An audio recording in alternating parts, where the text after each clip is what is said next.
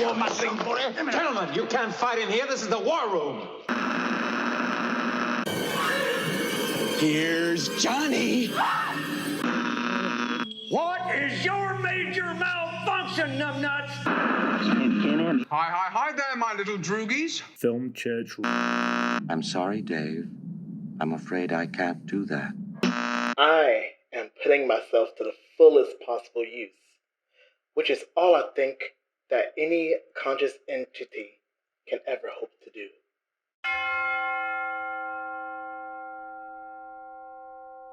Hello, and welcome to Film Church Radio. This is the podcast that treats cinema as a religion, possibly the one and only. So if you're into that kind of thing, welcome to the church. It's Sunday. I'm Brandon. I'm Lewis. And we're here to talk about movies. Each week, Lewis and I alternate picking a film for both of us to watch and discuss.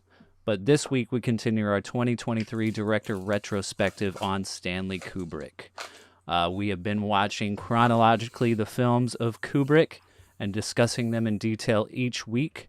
So if you're a Kubrick fan, or if not, go back and listen to, this is like episode 7 in the series already, right? Yeah. So we've been discussing everything from the early films that nobody has seen to, we're up to 2001 Space Odyssey now. And that's the film we're discussing today, 2001 A Space Odyssey from 1968, starring Kair Duella and Douglas Rain. Hopefully I said those names right.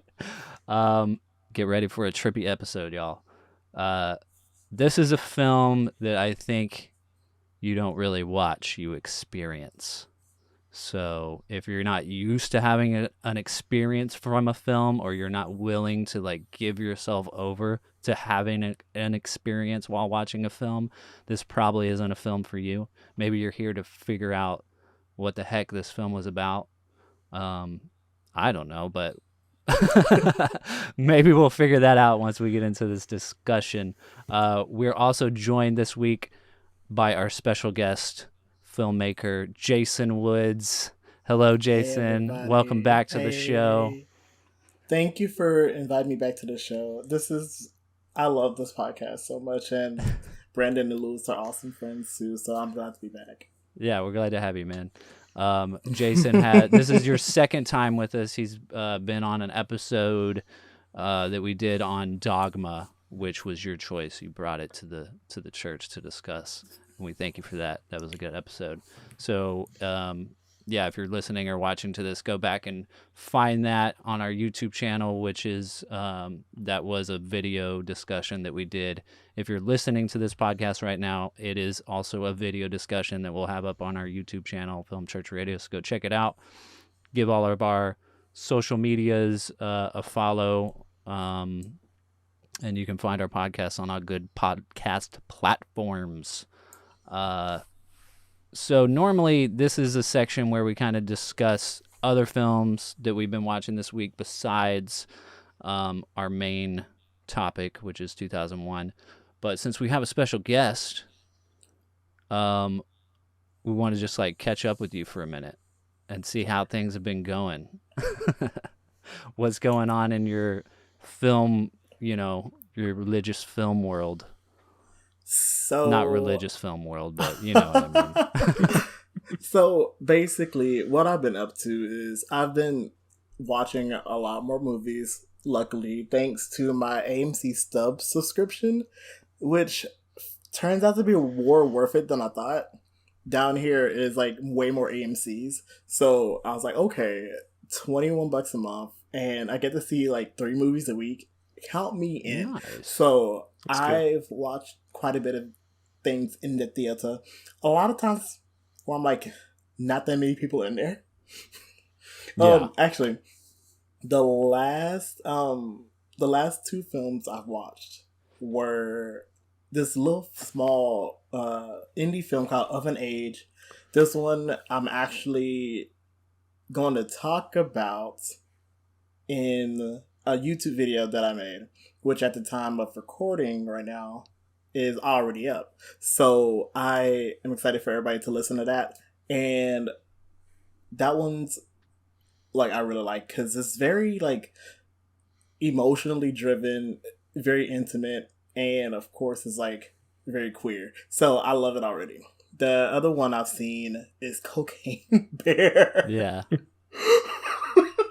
And Cocaine Bear is something that I've realized I loved it way more than I thought. I had like no expectations going in because it was like it's comes from out of nowhere. But like the more you think about it, the more you realize what everything's all about. Plus the fact that it's a true story.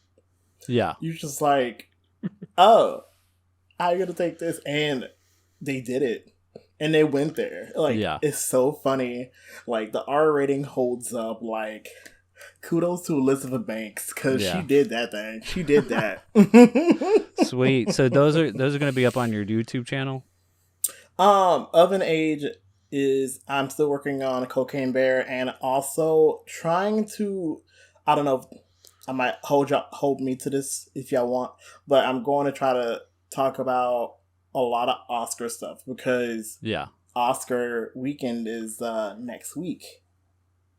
Yep. So it's coming up fast. It's going to be a lot. There's still a lot that I need to catch up on. Yeah, and same. There's a lot that I need to catch up with, and I need to watch a couple movies that I really don't want to see. But for the sake of Best Picture, I have to see them. So, so it's going to be a lot. There's a lot to catch up on. And I want to say, depending on what theater you go to, there are a couple of, they're doing like special screenings for the Oscars, including shorts. So I'm excited to see if I can get into that to watch all of those short films for the year. So I'm excited for that. And everybody should be excited. It'll be called Road to Oscars, so it'll be up on my YouTube channel. Sweet. Yeah. That sounds great. I've always wanted to do that, like go to the theater to see the shorts, and I've never been able to. The timing is always wrong whenever it's like time to go, and I'm just haven't been able to do it yet. But right, it's so bad. Okay, we're back after a little technical issue. So well, that's cool. I did go see Cocaine Bear too. I'm excited to see like more of what your thoughts are on it if you do a video on it, because I liked it. It was fun. It kind of felt like maybe I should just see it again. Like it felt a little tonally all over the place for me. But not enough to be like, oh, this is a bad movie. It's not like a bad movie. I just mean it's like, I don't know. It just maybe I'm analyzing it too much. I took everything at kind of like at face value, right? Yeah. And I came in burst relatively blind, other than like seeing all the trailers from the other movies and whatnot. I just knew that like it was gonna be a fun time. I originally was not that interested in it, but like I kept on watching people who were excited about it talk about, oh my god, it's so exciting. I was like, okay, whatever. And I was like, okay, this is actually, it's clever. The script is great. The acting is very comedic, incredible. I love everybody who's on it. There's that one guy that's been on TikTok. Yes, yeah. I love the fact that he's in the movie. Yeah. Like, the IKEA guy. Yeah. And I was like, that's the power of social media right there. Yeah. It works. And I was like, that is like the coolest thing I've ever seen. Seeing like a TikTok person that's not like, Addison Rae or all of them other, influencer types. Yeah. Just like have a career. That's just like his first role ever. Yeah. And he's good. He's good in the movie. It's so funny. Yeah. So that's what I was excited about. And then O'Shea Jackson Jr., love him. Love Margot Martindale. Like, it's just a fun time. Yeah. Margot Martindale is hilarious. Character actor Margot Martindale is indeed hilarious. I'm guessing you've seen BoJack Horseman. Of course I've seen BoJack Horseman. Yeah. Have you seen BoJack, Lewis? Yeah, I've seen I think the first 2 seasons. Okay. I think I fell off after that, but yeah. Is Margot in the? I can't remember when she comes in. I honestly forgot Like, to. she It's been plays so long. herself in the show. She's like, I'm character actress Margot Martindale. And that's all great. she needs to do is play herself. Yeah. Because she is awesome. Well, cool, man. Yeah, those are some good choices. Thank you. Anything you want to shout out before we talk about our main feature? As far as I don't know, anything else you're working on? Just find you on YouTube. Yeah, Sisu Studios on YouTube. Also, of course, I'm doing film work as well. I have nothing like concrete yet, but things are always in the works, and hoping to have something out soon. So just hit me up there and like and subscribe, of course. Like and subscribe this as well. Absolutely. And also, I mean, so Jason and I have worked on a film together. It's called Broken Boy. If you haven't seen it, go check it out. It is on YouTube as well, under the Selman Scope channel. You can find it. Yeah. And then you have a behind the scenes like video that you did not too long ago too. I was excited you did that. Oh, that was exciting. Yeah. And Lewis's name is also in the credits, if you're wondering. He's got a special thanks credit in there. We're all involved. Yeah. So it's a great, big, happy family. All right. Well, I think it's time to move on to our feature presentation.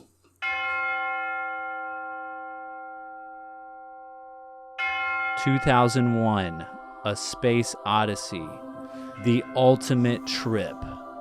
Humanity finds a mysterious object buried beneath the lunar surface and sets off to find its origins with the help of HAL 9000, the world's most advanced supercomputer." Ooh. I feel like that description is accurate, but that, I don't know. Does this movie have a plot? I don't know. I think there's things that tie it together. Yeah. But I think a plot is very loose. Yeah. Yeah. So, what I describe this film as is like, there's a plot there, but it's vibes. This is a vibes movie. Like, I think that's exactly. kind of what I like, is like the fact that there's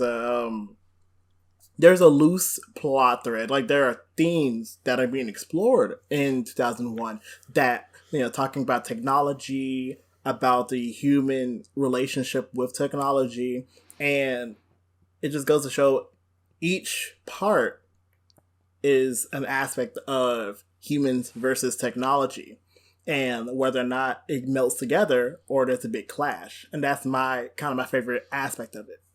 Mm-hmm. Yeah. Yeah, because like at the beginning of the film, it's got the famous like opening sequence with the apes and, first evolving into learning to use tools, which you could also call technology. And you've got the first tool, which is, using a bone to kill. And then it just like evolves from there. Yeah, it's weirdly a human experience. Like, every time we find some form of technology, we use it to harm others. Mm-hmm. And I feel like, with the existence of the monolith and the discoveries that the ape men have made, it's just very it feels like it talks to that aspect of like humans. Like, we are kind of destined to always, for lack of better terms, fuck shit up. Yeah, exactly. Yeah, or just like a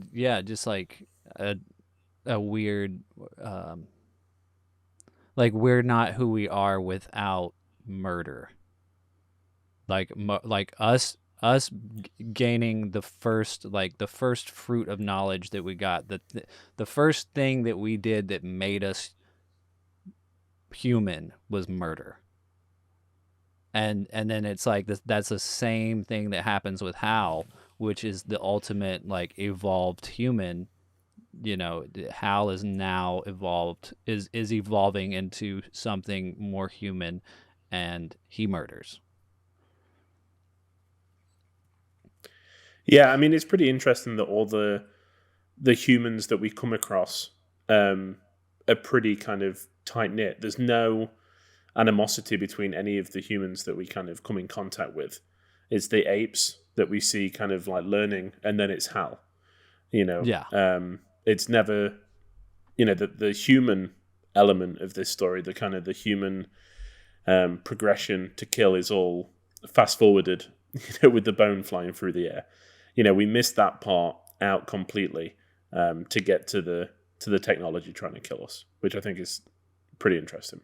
Yeah. I kind of also want to talk about the fact that this opening is extremely, extremely iconic. Even recently parodied in a certain trailer about a certain doll.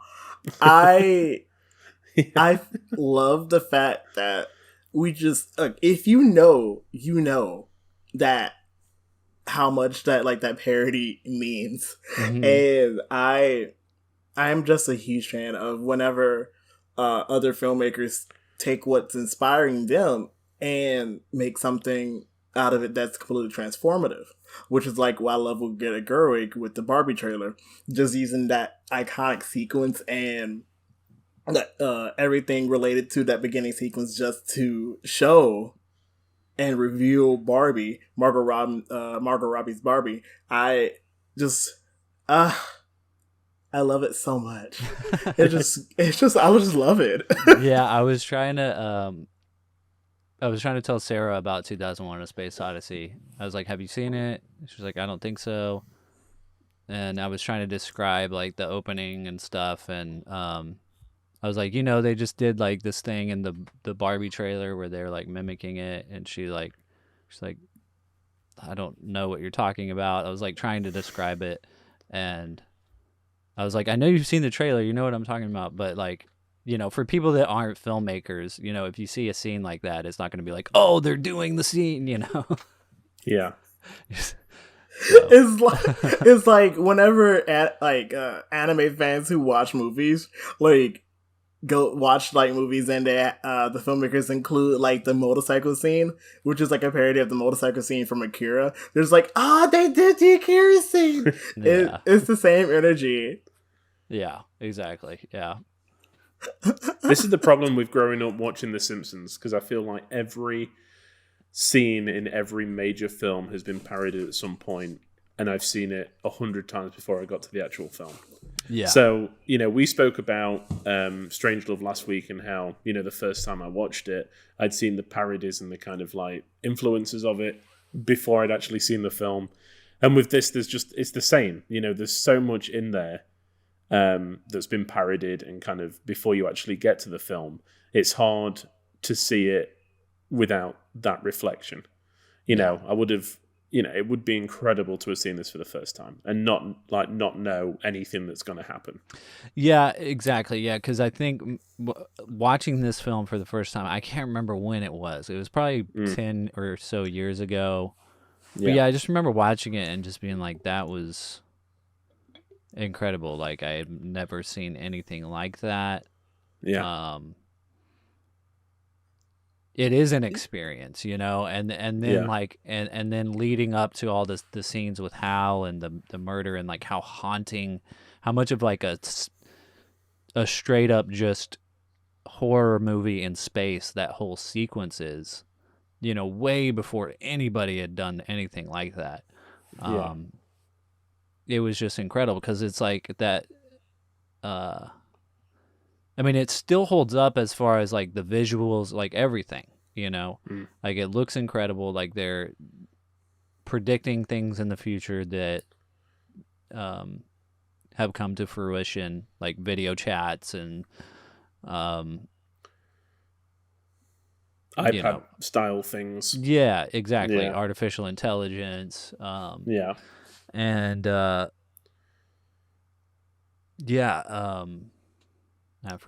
lost my train of thought. I was like, where was I going with that? But just experiencing this movie for the first time. I mean, sci-fi up to that point had kind of been. I mean, Star Trek was out, but it was all very stylized in a way that wasn't realistic necessarily. Like, I was talking to my dad about this movie because he went and saw this in a theater at 7 years old. And I was like, how are you allowed to go see this? But the movie is like rated G for one thing. I mean, when you think about it, there's nothing really in it that is like that a kid really couldn't watch, because like the violent, I guess Hal is technically violent, but like it's not like gore or anything. And then like the violence that you do see, any kind of like blood or anything, is like with the apes. And it's like, that's something that you might see on a documentary. It's like, of course, like you could see kids watching that in school, you know, or something. So yeah, there's nothing in it that a kid really couldn't see, but he wanted to go see it because, I mean, this is like right at the time that, I mean, this is before we got to the moon, but the space race is like going, you know, and all the hype about space travel and trying to get to the moon, trying to beat Russia there, you know, everybody is just hyped at this time for it. And what he said was like, the movie kind of accurately portrayed like the slowness of space travel. You know, it wasn't like Star Trek where you could just beam up, you know, it was like, it was a journey, you know? He said that, I mean, he only saw it the once, I think, in cinemas. He just rewatched it the other day too, but I mean, he was like, there's images from that movie that just like stuck with me my whole life, because it was just like nothing he had ever seen. And like, he can remember, you know, being in the theater and watching it, and he had seen like tons of movies at that theater, but he can't like name off like, oh yeah, I saw this there and that there. Yeah. But you know, 2001, he's like, yeah, I saw that. Wow. Because it just, you know, stuck with him. Imprinted. Yeah. Yeah. That is so crazy. Yeah. It's kind of cool. Yeah. And it kind of portrays a very realistic version of the sci-fi craze. And I think it's just like made at the right place at the right time. Yeah. And when you think about it, much of the different aspects of 2001, like all of the, you know, like everything with like the video chats and all of that, everything is still relevant today. And especially now with the concept of AI being very, very popular, this just proves that they were onto something. Like Kubrick was onto something whenever this film was made. And honestly, it kind of feels like sci-fi almost predicts what technology is relevant today, weirdly enough. Yeah. Well, yeah, it's like life imitates art, right? It's the old saying. I don't think that's a coincidence, though, because Kubrick is such a meticulous researcher. I mean, this film, it was being made for 4 years.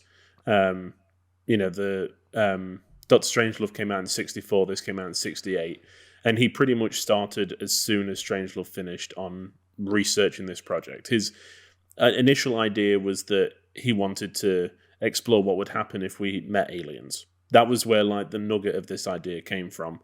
And Kubrick being Kubrick, he just inhaled every single item he could. You know, he had interviews with people at NASA. He talked to, you know, computer engineers about what the future would look like. It got to a point in production where he was having every film ever made about space travel sent to him. He was watching shorts from Canada. He was watching like everything he could that had already been made about space travel, so that he could see, you know, how others were doing it. And some of the technicians were actually like brought over from those films, because he was like, okay, this looks semi-realistic. I want them on this film. Yeah. He was just obsessed with getting this like as accurate as possible. Yeah. It's mind-blowing. Yeah, that's amazing. Yeah. I think it also helps that a science fiction writer also helped with the script as well. Yeah. Someone who is like really in that space. Well, okay, so the book, well, they first took it from like a short story, right? And then the guy wrote the book while they were making the movie, or like at the same time. Yeah, Kubrick wanted Arthur C. Clarke, who was the author, to. So basically, he wanted to write the novelization first, and then turn that into a shooting script, because he said that he wanted it to be visual. He didn't want, lots of dialogue, which there isn't, but he wanted, like a novelized version, so he could, give the actors and whoever, like, this is what we're doing, Right, as opposed to 35 pages for a 2.5 hour film. Exactly. Yeah. So Arthur C. Clarke was was commissioned to write this thing, but every time he finished a draft, Kubrick would send back notes and be like, "This needs to be changed. This needs to change. This isn't right." And it's like the novelization was going to come out about a year and a half before the film released, and ended up coming out after because of Kubrick's. Wow. He wouldn't sign off on it. See, that's incredible. I always thought that the book like was first and like older and stuff, but I had no idea. Same with like The Godfather. It's like the guy was working on The Godfather, like it was That's crazy. before. Yeah, they started working on the movie before the book was out. It was like crazy. Yeah, that's so interesting. And then I guess he went on to make a whole series of books. Yeah, and from what I can tell from people on the internet, the book really, and like it's like two pieces of a puzzle. They just go together so well. Yeah, the book has a lot more dialogue and kind of explains things a lot more, and then the film is a lot more like visual and just takes you on that journey. Mm-hmm. So people are like, you just flip flop between the two forever because they just add so much to each other. Yeah. So I have a question. Do you read the book first and then the movie, or watch the movie first then the book? I mean, that's a great question. I think with 2001, you've got to see it first. Yeah. Because it kind of, I think it kind of just like puts you into that headspace and that world, I would imagine. I haven't read the book, but.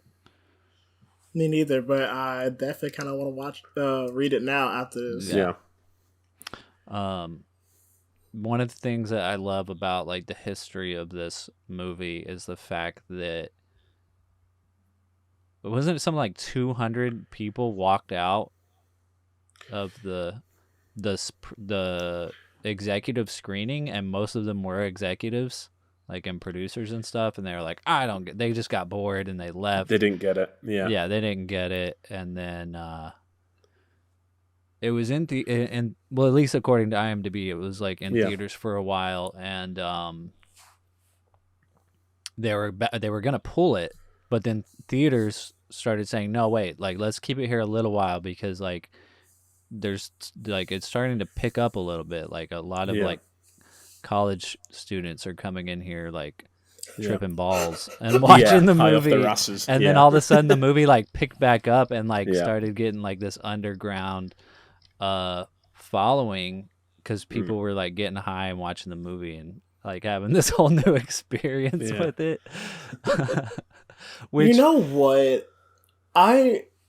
That's what I said, right place, right time. Yeah, because exactly. If it was made a couple of years earlier or a couple of years later, it probably wouldn't have gotten the same success. And I'm thinking about it. This is coming out before the new Hollywood Renaissance like just takes full hold. So this feels like a great kind of blending of here's how Hollywood used to be, like old Hollywood, and that's why the executives went out. Yeah. But it goes to shows like the blending and the kind of like transition of old and new. But so I think the fact that 2001 is such a transitional piece, if you place it like in its placement in history, in film history, is like lightning in a bottle. Yeah, exactly. Yeah. Yeah, and I think there's a reason why the studio execs probably were very nervous about this film. I mean, MGM at this time were like hemorrhaging money. They were not doing very well, and they had this crazy maverick that was like spent 4 years making a film. The budget had ballooned from like 6 million to 10.5 in those 4 years, and was just like, and then you get, the only thing that they could see, throughout it was just some test footage that he was shooting around like the locations. And then you sit down and you watch it, and as if you're a businessman, you're like, I don't know how we're going to sell this. Yeah, because it's not, it's not. I mean, what other films came out around that time, like Dr. Zhivago? It's not like that. It's so out there and completely different that, like, I get it. I mean, Kubrick again backed himself. He went and bought a lot of shares in MGM before the film was released, because he was like, I know that this is going to do well at the box office. I know that I'm going to make money for this company. Yeah, that's kind of crazy. Yeah, so he was just like, I'm going to go and buy shares of MGM because I know the stock's going to go up. I guess he had money at that point because Doctor Strangelove had done so well. Yeah, I mean, Doctor Strangelove, Spartacus, Lolita, they'd all passed glory to a certain extent, had like got his name out there. But yeah, I mean, he was being talked about, and people were aware of him. Yeah. So, interesting. Yeah. Man, what a move. Yeah, because it's just, I mean, I guess from a technical aspect, from the visual effects and stuff, you can see how, like, him as a filmmaker, like, he knew that part of it was going to be like nothing anybody else had ever seen before. I mean, you're still sitting watching this thing, and I don't know how they did it. Yeah. I'm still like, how on earth did they get this shot? How on earth did they like film this? Yeah. It's insane. It looks incredible. Yeah. Which got him his only Oscar for best visual effects. Yeah. And a technical one either. Like, not even a directing one. Yeah. But yeah, I mean, it's like, it's so obvious that George Lucas saw this movie and was like, oh, okay, I can create something in this world. Like, I can make something like look like this. And, without that, he probably wouldn't even have started writing Star Wars within, a space world without knowing visually that he could achieve something like that. Because, like, I mean, all the spaceship, like, all the design of everything looks just like Star Wars, but a little more. I probably wouldn't say much less Star Wars, much more THX 1138. I mean, yeah. Like, I mean, it evolved for sure. Yeah, because I think say that. It was one of the. It was either like Martin Scorsese or Steven Spielberg or George Lucas. It was one of those three that said 2001: A Space Odyssey was Stanley Kubrick making the art film mainstream, because it kind of is an art film, right? It's like, it's very kind of experimental and like interpretive. It's like the movie is an experience, and you can interpret it in different ways and experience different things depending on your state of mind and who you are as a person and your worldview and all that kind of stuff. So it's like, it is an art piece. It's like, in that way. And THX, for George Lucas, was George Lucas trying to do an art film, I think. But then figured out, he was better at making action movies or like kids movies, I guess. Okay, I'm not going to just like downplay Lucas like that. I mean, I'm not saying that like that's a bad thing. I'm just saying, like, I mean, THX is not terrible. You know what I mean? But it's not like, it was clear it didn't like it. It's a concept. It's like, exactly. A proof of concept. And it didn't, like, audiences didn't connect with it.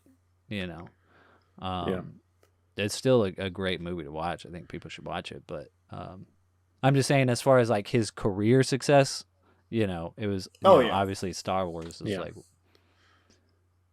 the glass break. The glass break moment for me while watching it this time was that Alien is just this with an alien added. Yeah, exactly. Yeah. It's pretty much exactly, an android is just killing them off to try and save the mission. Uh-huh. But there's just an alien running around. Yeah. And I was just like, and every sci-fi film that has come after this must some way. I mean, every film has been inspired by this film.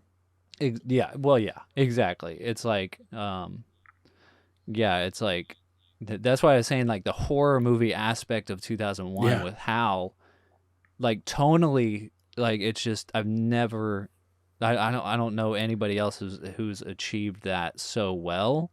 But yeah, it's like Alien is just like, what if we added made this also a monster movie, Yeah. I'm gonna say it right now. This film for me, it transcends the medium. I think that it's better than film could ever have dreamt that it could be. It's just like, it's such an incredible feeling while watching this film, and it just sucks you in. It doesn't feel like anything else you've ever seen before or will ever see again. It's the highest point of film, in my opinion.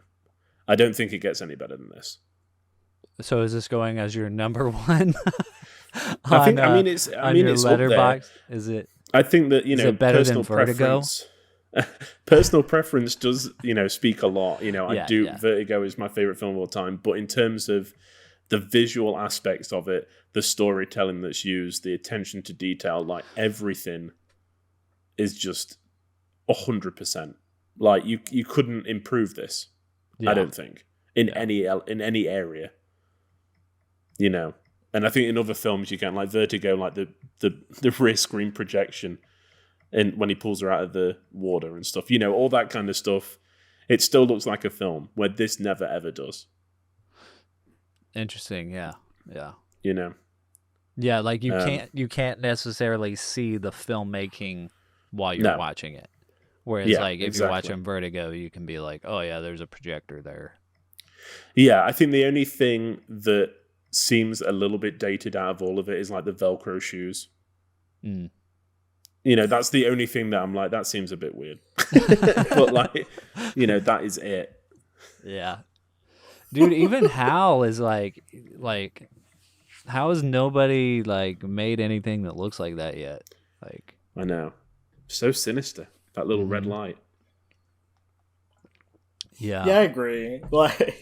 I never would have thought that a single red light can mean so much and put so much fear into everybody. Yeah. It's like the genesis of those deep fried memes with the red lights coming out of people's eyes. It's that's how. That's the impact of how freaking 9000 right there. And how it's how 2001 is transcended as a film. Yeah. It's very, very I feel like its impact as a form of art, as a film, as a piece of media that was successful at a certain point in time, especially during the 60s, is just I feel like a lot of people, they talk about its impact, but they don't really realize how much just influence this film has over everything else that is made. Like I said, every film has some form of inspiration by 2001 in this. And honestly, if I want to be real, probably the concept of an aspect of drug culture has been inspired by this film too, because a lot of people probably came to see it, especially for the ending sequence, and watching that high and getting just that experience with that. It's just this is just a very just influential piece of media that people, I feel they realize it. It's they know, but they don't know how deep the well runs. Exactly. Yeah, it's like I kind of am realizing more and more that Kubrick is kind of like Shakespeare in a way, or like maybe more. I agree with that. He's movie Shakespeare. Yeah, or maybe more like Aristotle, like somebody like like screenwriters. A film philosopher? The way that like screenwriters like or playwrights like have to study like Aristotle's Poetics to understand like comedy and tragedy and all the fundamentals of like storytelling, or like somebody that studies music would study Mozart and Beethoven. It's like Kubrick is not necessarily somebody, especially today, that if you're not a filmmaker or a huge film lover, you're not necessarily going to know who he is. But if you are a filmmaker or a film lover, you know who he is because you reference him in every single thing you do, because he laid such a foundation for what, defining the art form, and what it could be. Yeah, I agreed. do feel that. I feel that. I thoroughly believe that Kubrick is the bridge.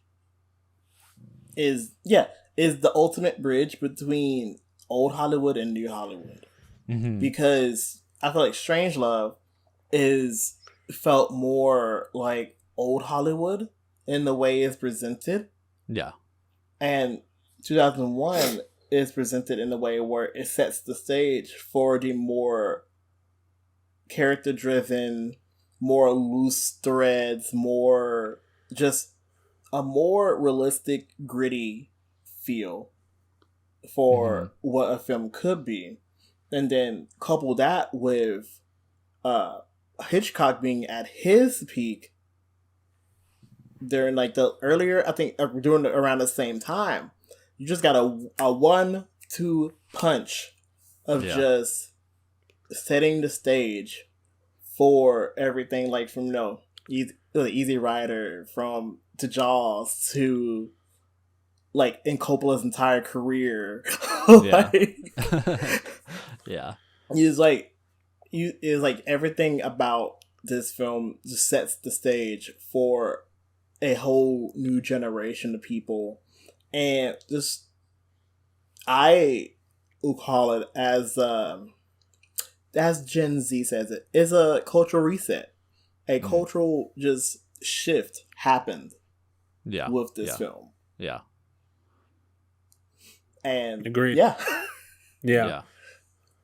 I mean, I think it's like, it shows that, like you were saying, Brandon, that every filmmaker has been inspired by this, because last year Sight and Sound did their like top film poll where they kind of ask critics on one side and then filmmakers on the other to like list the top 10 films and then combine the list. And for the filmmakers, this came out as number one. This was like the filmmakers' top film.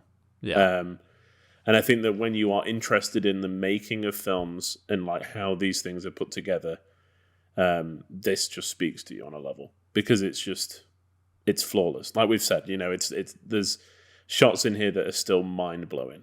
Yeah. Now, so I can't imagine, 50, 60 years ago what that would have been like. Yeah, exactly. Yeah. It's also incredible, like how you can just take a tablet, just a plain ass tablet, and make it the freakiest, scariest, haunting, like most haunting thing in the moment. It's just like, this thing's freaky. It's freaking me out. Why? Yeah. It just looks like a phone. I know.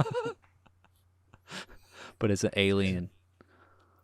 And speaking of like aliens and all of that, don't you feel like the acting in the film felt very robotic?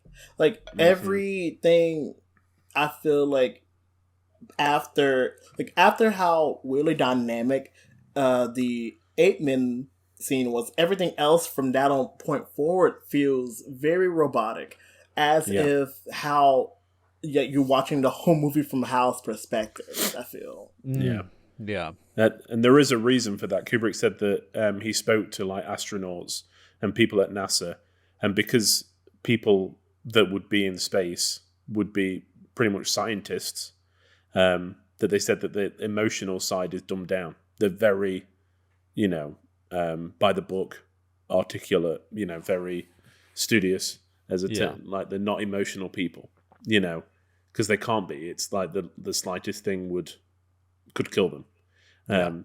So it just goes back to the realism that he was going for. It's just like have got to feel like astronauts. And never once did he speak to the actors about kind of what the film was about. He was like, I didn't want them to know any like kind of what was happening at any point. Yeah, that's to interesting. keep them in that position. Yeah. Huh. It makes sense because you get so lost in the world that the actors kind of blend in. Like, I feel like everyone, like, you don't really get time to get to know everyone except for Dave, because everyone else just gets, they get murked off, and they're either in just like hypersleep or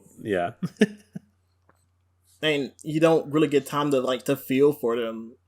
Yeah, and I feel like that's why Dave is so important to that, is because like Dave this feels like he's like a vessel. Like he essentially transcends into just like a vessel for this like very just like out of body, out of world experience, which you can probably say is the same kinds of feelings that everyone during the space race probably felt leading up to and after the moon landing. It's like, oh, we're going to, places we've never been there before, and stuff like Star Trek adds on to that, and seeing all of this, and you just kind of like, it feels like a visual representation of like warp speed, and you're just like, oh, this is that like intense, like crazy, like I feel like everything is like mind-blowing. Yeah. It feels like everything is just like changing right in front of you. It's just like it's faster than your brain can process it, which is like why you see all of like the flashes of like his face and like his distorted like view as you go forward before you get to that final sequence. And there's like everything leading up to that is like, it feels like an emotional like character arc for Dave to have some form of emotions. To like experience actual emotions or something. But I know I'm probably reading way too much into that, but it just kind of feels like this whole thing is like, you see a voyeuristic feel of someone's character arc, and how just you can it feels like Hal, of course, Hal is a machine, but Hal is also a character. Hal also has these emotions that kind of transcend his sentience, feels like, too. Yeah. And with that, it just like, it feels like with his sentience just like being dumbed down, and just like seeing everything just kind of dumbed down as Dave essentially kills him and makes him obsolete. It's almost like it feels like a version of like a lobotomy. It feels like a robot, like a lobotomy happening right in front of us, and it's just so wild. It's so weird to see that someone just kind of like losing their humanness in front of us, even though they're a robot. Oh, they're robot. They're AI, but because I think that the way that he's kind of powered down is very human as well. because he kind of starts to like, he knows he's losing the battle, and he's kind of like, he's talking to Dave. He's like, I'm losing this part of myself now. And then he gets to the point where he's like, where he's going crazy. You know, he's singing songs and like, you know, it's hysterical. such a, yeah, it's like seeing someone deteriorate to the point of madness. And I think that's pretty terrifying as well. But the scariest bit is where they're in the pod and they're like, I don't think Hal can hear us. And they're talking about what's happening. And all we get is that like reverse shot of the mouths, like talking, and you're like, oh, you're doomed. This is it. Like this is the card that you've got, and you've played it wrong. Yep. There's, you know, you're a goner. It's terrifying. Yeah. Because you know how smart he is. Yeah. I mean, he He's gets in the control ultimate of everything. Yeah, he gets the ultimate compliment from Kubrick. He can win at chess. Yeah. Like, yeah, I love the digital chess. Like, just Yeah. like all the, like, I never, like, knew that about him before, that Kubrick loved chess so much. And there's just, like, a reference in every single movie. I know. There is theories that Hal, H-A-L, is could be IBM. Because in the alphabet, I follows H, B follows A, and M follows L. So people are saying that it's Kubrick's way of saying IBM. He disputed it and said, no, that was just a happy coincidence. But is there ever a happy coincidence in a Kubrick film? I don't know about that. That is so petty. Like, Yeah. that's too coincidental for me for it to be intentional.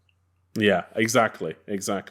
And there's so much in this film that we can like, that has just shaped, as you were saying, Jason, just shaped like how we live today. I mean, product placement kind of started with this film, like Hilton. You know, he approached Hilton to be in it and be a part of it. IBM was supposed to be in it, and then kind of start to see that it was about technology killing people and pulled out as well. Maybe again why Hal's named Hal. It's just all these things that kind of just snowballed into what they are today. Yeah. Yeah, it's insane. And in a lot of cases, technology has literally killed people. Like, if we talk about the whole Tesla incident with all of these people dying because of like faulty AI with the autopilot, and then going into the dangerous a dangerous zone of like, you know, deep fakes, using AI to make art that's technically stolen. And then even with our faces being used to essentially farm AI now, like with other applications, I think one called like Open Cloud AI or whatever, that people are using for interviews and doing interviews with AI and using that to, you know, record and like detect everything that's going on. And then it is kind of scary to see like how far technology is going. And then even now, have y'all seen like all of these deep fakes? I don't even think they're deep fakes. They're like real-time fakes of celebrities that like they move as if they're the real person, but they're not. Yeah, it's crazy. I mean, even people are selling their likeness to be able to carry on acting after they've passed away. Oh God. Like, that is so weird.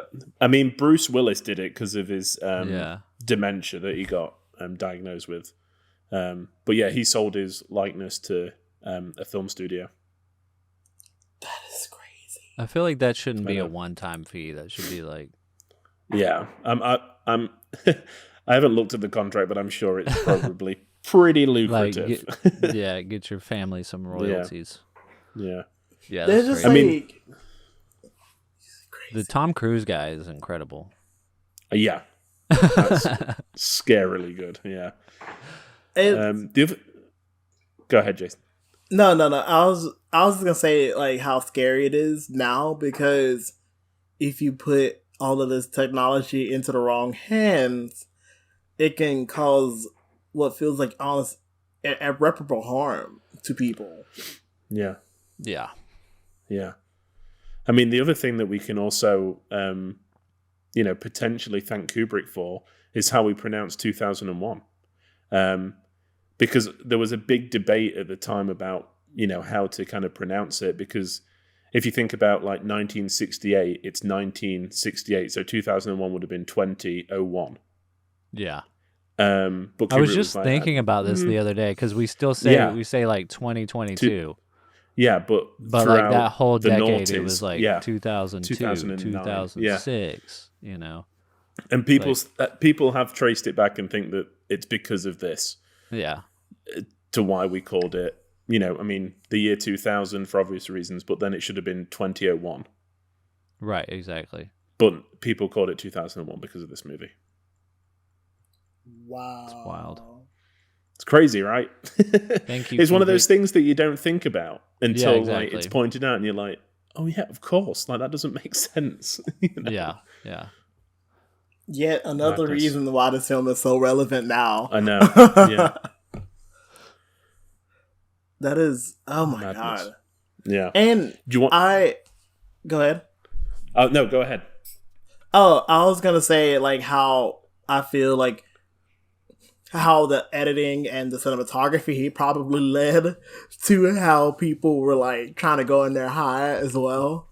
Like the cinematography, like I said, felt very much so, like I said, with Hal's point of view, and you just see how static, how emotionless, how just blank face, like everything is. It kind of goes to show the coldness of like how whenever you see just like coldness of humans and the coldness of technology, and then you begin to warm it up, and when you show that warmth, it's how a lot of the warmth can go one way or another. Yeah. I mean, the only bit of I don't know how to pronounce the only bit of like cinematography that really stands out is the handheld shots for when Dave breaks back into the ship, and it's kind of over his shoulder, and it's a bit shaky to obviously show what that he's in he's got to get it done. He's in a different kind of world, but it's so jarring, and it's such a good use of it because the whole time it's been like these static, slow moving shots, to let us in, and all of a sudden it's like we're right up on the character as he's trying to get this completed. Yeah. It feels like the definition of a slow burn. And then it's like everything feels slow and boring up until the third act, and then everything goes up to 11. And you're just like, whoa. It's like like film whiplash. Yeah. Do you want to hear some reviews from the time? Yes. Okay. Stanley Kaufman for the New Republic said that 2001 was a film that is so dull, it never dulls our interest in the technical ingenuity for the sake of which Kubrick has allowed it to become dull. So he thought the film was dull, even though everything on it looked amazing.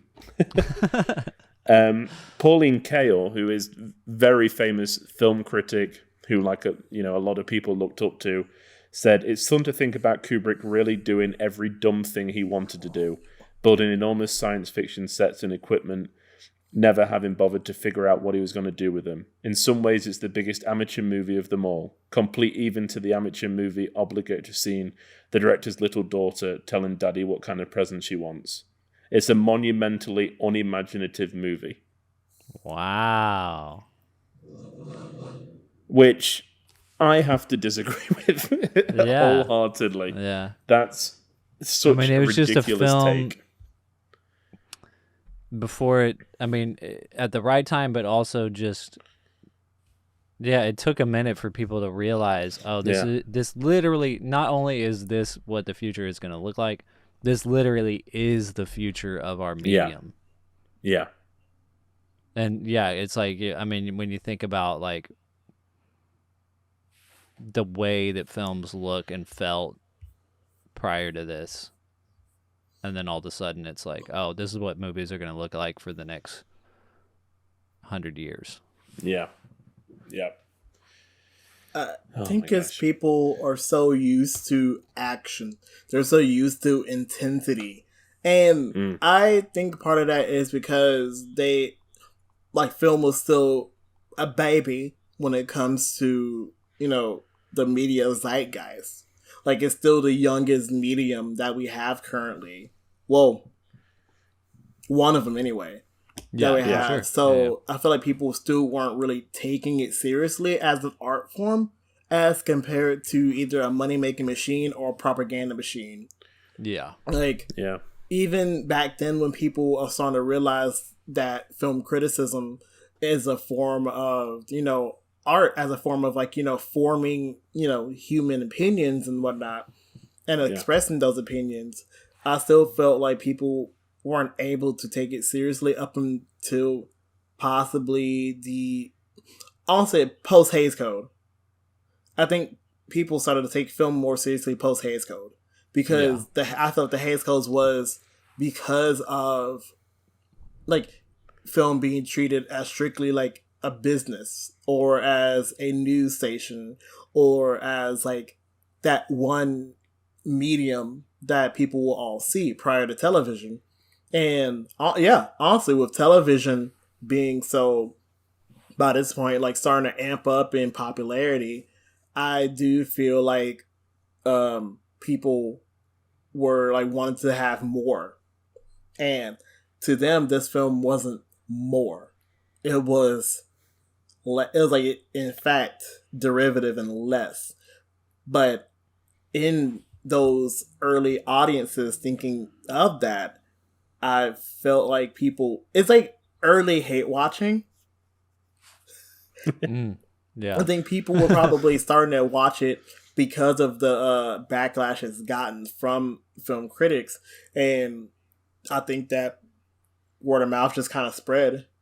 It's spreading. And it's led to what the iconic cult status that it is now.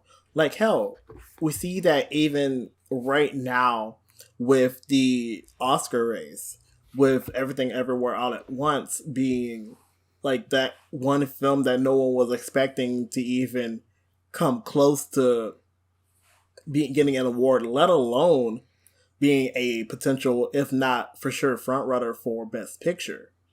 Yeah. Because of all of that word of mouth, all of that. I'm not saying backlash because they had way more positive reviews, but this is a different time.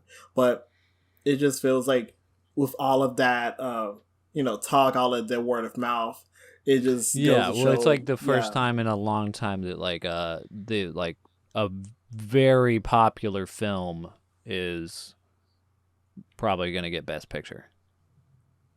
Yeah. Yeah.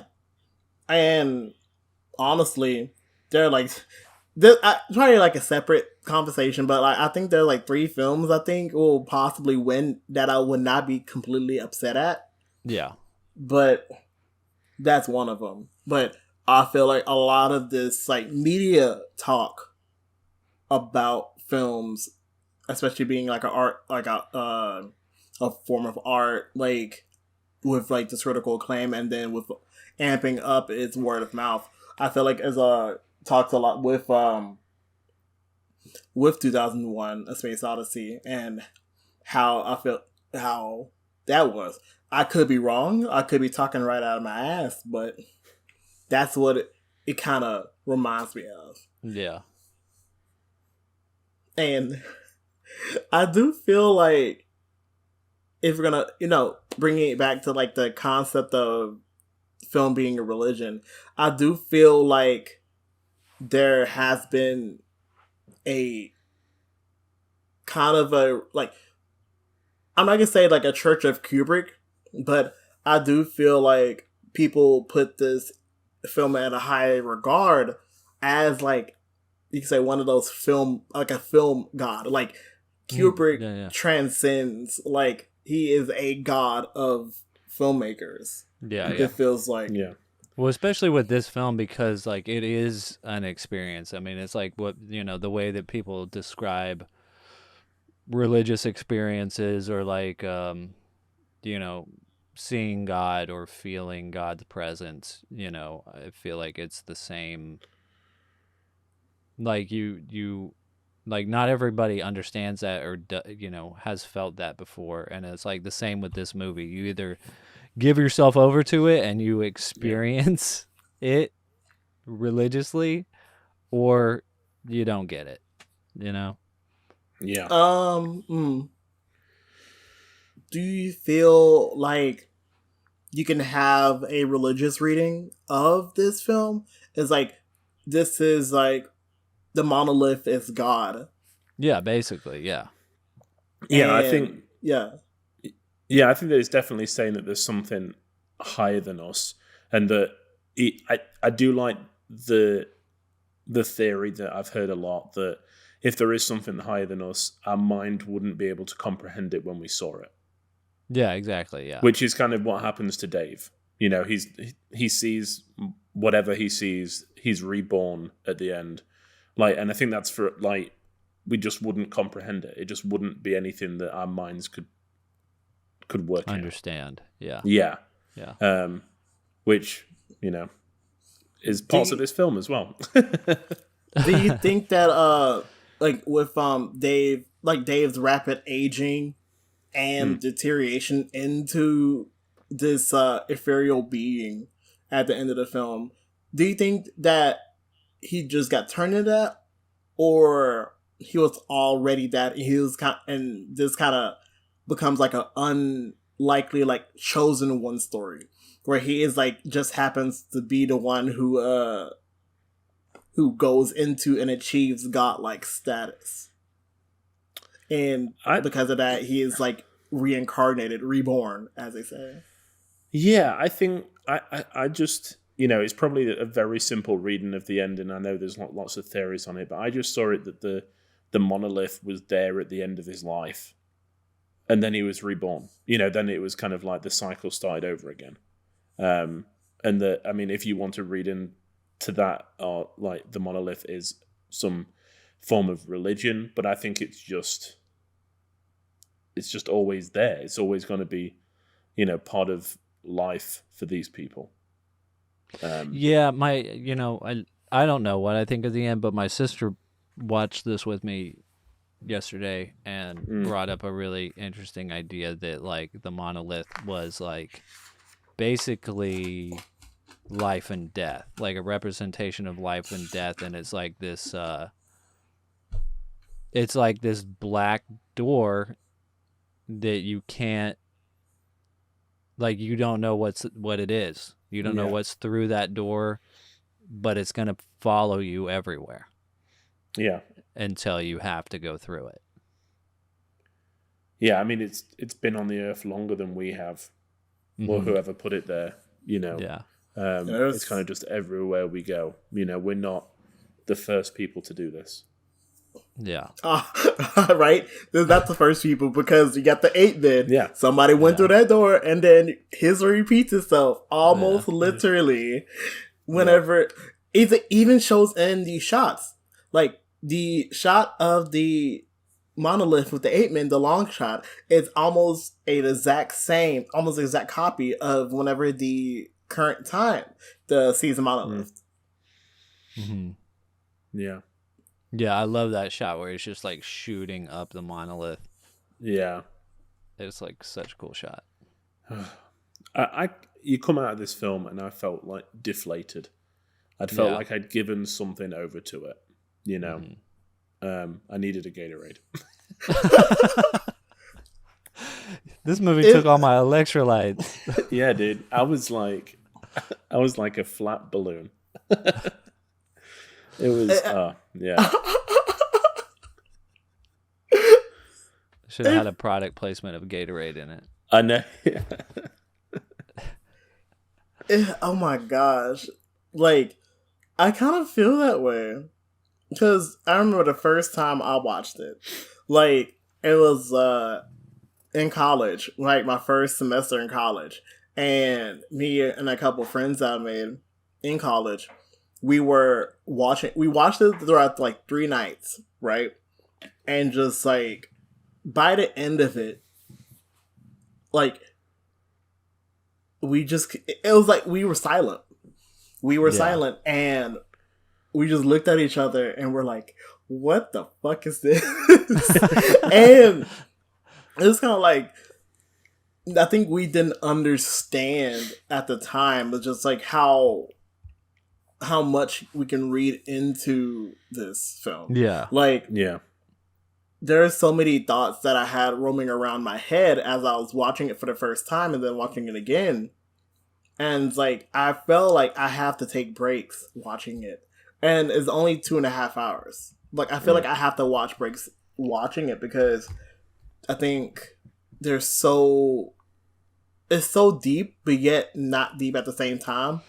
It's such a very just, I don't know, there's something about this film, about the vibe of this film, just feels heavy. There's a heaviness that you feel watching it. And I think we talked about it with all of the current talks of AI. Like, it feels like, knowing what we know now, it feels like watching this film gives credence to a heavy burden that we feel that we are literally in this space, and we're, instead of fighting back, we're allowing it to just, take over I'm not gonna say take over our lives. I'm not one of those conspiracy theorists that's like, oh, AI's taking over. But I think it kind of gives credence to those fears of AI that a lot of people probably had for a long period of time before, AI was even more like coined or more like in the public eye as a concept. Yeah. Yeah, I think there's so much in this that can just be, at different points of your life, be reread in different ways. I think that it's so deep, there's so many meanings to kind of everything. Or you can project meanings onto it. It's just everything, everywhere, all at once. Love it. Yeah. It's like this form of omnipotence. You just like, oh, we know everything now. Yeah. And like, at that current moment of time, it's like there's everything that there is to know. Like, it feels like Dave is privy to, and his priviness to that, I just don't think he was mentally or physically able to probably comprehend it. Yeah. And if you want to be real, I feel like no matter what, no matter how like these signs, these readings we get into that final scene, I feel like we'll never know its true purpose. Yeah. And I think Kubrick wanted it that way, to be left ambiguous. Yeah, I mean, yeah, it's like a great joke, really, isn't it? It's just the, never discussing what it meant. Or like just a piece of art. It's like, Yeah. It's But you don't need, that's the thing, you don't need to know. I don't think you come out of that like, what the hell did that mean? You come out of it and you're like, I didn't really understand what happened at the end, but it made sense in the in the scheme of the film. Yeah. It felt like it belonged, Yeah, for sure. It felt like it just kind of belonged to that moment. That like, the more we tried to like dissect this movie, the more we just like, it's like you just nod your head like, you don't really know what to say about it. How even now, like, there's so much that I could say that I don't know how to say it. Yeah, exactly. Yeah. As feels like as if your mind is left to wander because, like, there's not much dialogue, and then, like, you're just lost in the world, so your mind just kind of wanders and just like makes you wonder about like all the other things that they could be doing, all the other things that could be discovered as a result of this. Yeah. I do have one last bit of really fun trivia that I like a lot, that In 1968 was the same year that Planet of the Apes was released, and Planet of the Apes won for Best Makeup at the Academy Awards. And the one of the people working on the film said the only reason that this wasn't nominated for the best makeup and hairstyle and everything was because the Academy thought the apes were real. Oh my god, that's effed. I know. They thought they were real. That's the only reason they could come up with as to why Planet of the Apes won and they didn't, because the apes are so much more realistic in this than they are in the Planet of the Apes. Yeah. Oh my god. Amazing. Yeah, and you just look at the difference between. I mean, that was sci-fi, Planet of the Apes, for that day, and this is like beyond. I mean, it knocks things that are in the cinema out of the park now. Mm-hmm.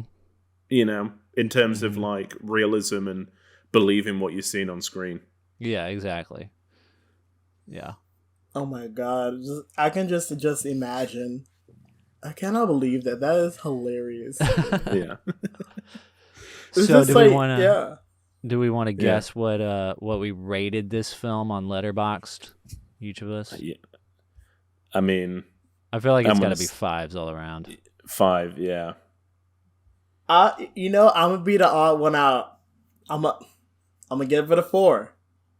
Yeah. I'm gonna give Not it even a 4. 4.5. Not even 4.5. I'm gonna give it a 4 because I am contrarian like that. But it's also the fact that I think because of its ambiguous ending, that you can get a lot of interpretations from that, and kind of just over time, I just feel like even coming from a recent watch, is just like it feels like it feels too ambiguous to me, and I like that, I love that, but I hate that at the same time. Yeah.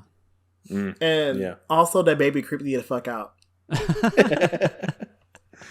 I was going to say that this is so close to be like, this is the most perfect 5-star I've ever given, that it's made me question every other 5-star I've given on the app.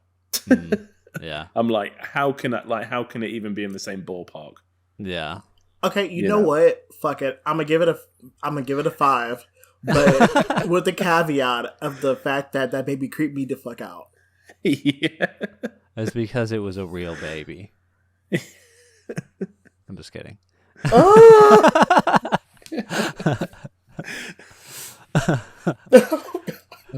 dear. So we have been doing a Kubrick ranking as we've been watching all these movies. So now we've got to place it somewhere on the Kubrick ranking. Right now it's Passive Glory at number 1, Doctor Strangelove at number 2, The Killing at number 3, Killer's Kiss number 4, Lolita number 5, Spartacus number 6, Fear and Desire number 7. If you want to know why, you got to go back and listen to all the episodes and hear that evolve. But now we've got the task of where is this going to go on this ranking? Because I don't know. I feel like I enjoy Passive Glory and Doctor Strangelove more. Like I would enjoy, I don't know, rewatching them more. Yeah. Faster rewatches for sure, but I don't know though. You know, it's like. Can I say something before you place it? Yeah, please do. So I feel like with this film, I feel like everybody who gives it a 5, us included, it has to be for a reason, right? Yeah. That we give it such high praises. Do we give it high praises because of how we feel in its current moment of time? It's because of its cultural impact? Or should we rate it as if we were watching it for the first time in like 1968? Like, right. Yeah. Like if you didn't know who Kubrick was or like his impact or whatever, and you just watched this movie, would you be like, that was good? Like, how objective are we speaking here for this film? I think that objectivity kind of goes out the window a little bit with especially my own film ratings, because I'm like, this is, you can't. It's not, it's so subjective. It's just whatever you feel at the time, whatever you feel when you watch a film. And this is kind of where we've stumbled across, right, Brandon? Because like last week, especially with Dr. Strangelove, like you like love it, and I'm like I like it a lot, but it wasn't, my favorite Kubrick. Yeah, you didn't like it more than Passive Glory. I didn't, no. But I think that this is going to be my plea.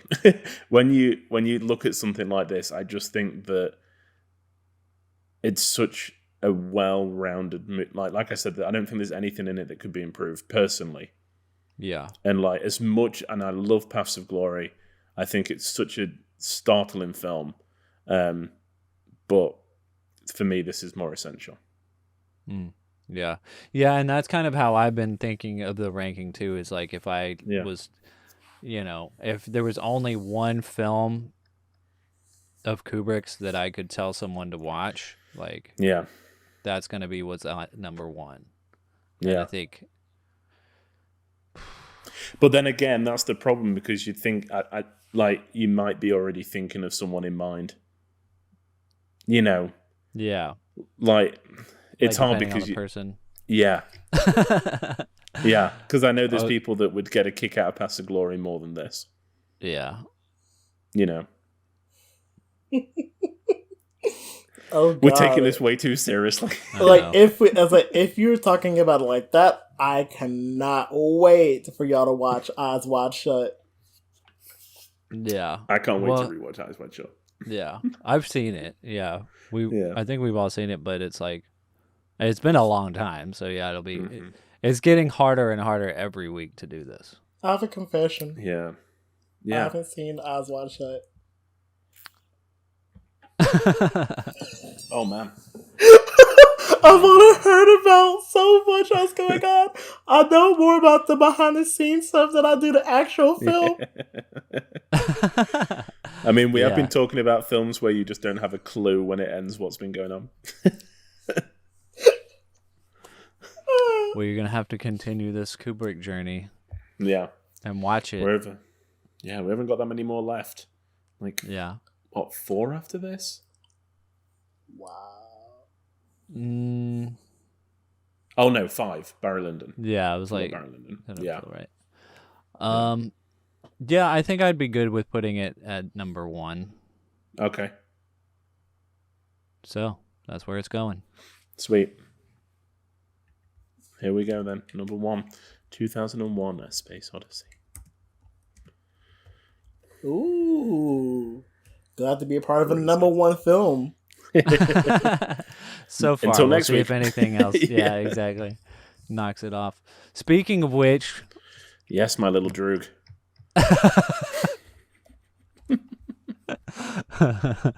What are we watching next week? Next week, we are watching the notorious A Clockwork Orange from 1971, Kubrick's follow-up to 2001. And that's all I'm going to say for right now. Yeah. It's going to be an interesting conversation. Sure For is. sure. I haven't rewatched this movie in a long time. Like a long time. And I have to get you the headgear that Alex wears and keep putting eye drops into your eyes. Yeah. So join us next week for that, next Sunday, everybody. Jason, thank you for being here again. So glad to be here. That brings us to the end of the show. You can, of course, find us on Twitter and Instagram at Film Church Radio. You can follow us individually on Letterboxd. I'm at Selmascope. Lewis is at Walker Lewis 3007, and Jason is at Sisu Photo on Sisu Photo on Letterboxd. And it's SISUFOTO, right? That's right. Sweet.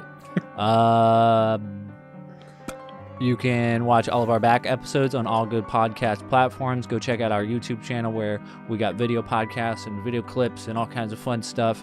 Some extra reviews that aren't even on our podcast, like Obi-Wan Kenobi, stuff like that. And leave us comments on our YouTube videos. Let's start some discussions on some of these movies. And yeah, let's get into it. With that, all I've got left to say is... Do you read me, Lou? Affirmative, Dave. I read you. Open the pod doors, Lou. I'm sorry, Dave. I'm afraid I can't do that. What's the problem? I think you know what the problem is just as well as I do.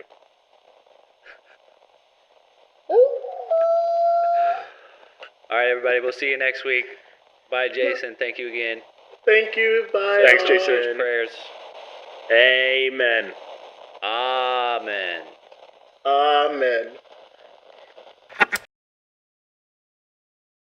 It was great. I did have the story about my dad, so That was and that's I really wanted to know yeah. what people at the time thought. So Yeah, I think I might post the Sweet. whole. He sent me a whole email of stuff, so I might post that. yeah, on that'd be Letterboxd. great. Your Yeah. dad sent you a whole email? Yeah, it's just like a few paragraphs of like his thoughts on his experience. Holy crap. That is awesome. Yeah. I love that. Like, I Me really and my do. dad email. Back in those days, Uh-huh. that was in witchcraft. Oh, let me stop this recording.